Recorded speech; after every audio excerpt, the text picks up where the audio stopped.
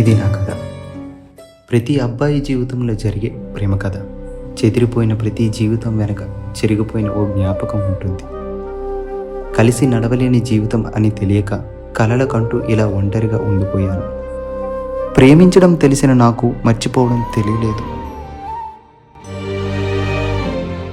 తను నన్ను విడిచి వెళ్ళిపోయిన చివరి క్షణం నేనింకా ఆ క్షణం దగ్గరే ఆగిపోయాను.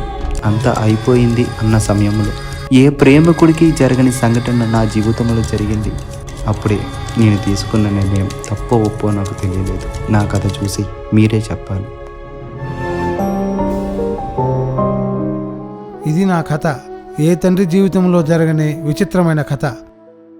ఈ కథలో నేను తీసుకున్న నిర్ణయం ఈ సమాజం అంగీకరించకపోవచ్చు, కానీ నా నిర్ణయం నా కోసం కాదు, నా పిల్లల కోసం.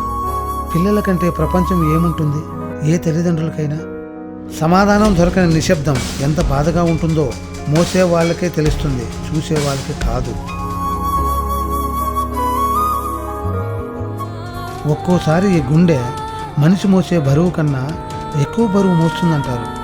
ఇలాంటి సమయంలోనే అనుకుంటా, మనసులో ఉన్న బాధను మన చుట్టూ ఉన్న వాళ్ళకి చెప్పుకుంటే మనసు తేలికైపోతుంది అంటారు. అది అబద్ధం. మనిషి చులకనైపోతాడు. నా పిల్లల కోసం నేను తీసుకున్న నిర్ణయం తప్పో ఒప్పో మీరే చూసి చెప్పండి.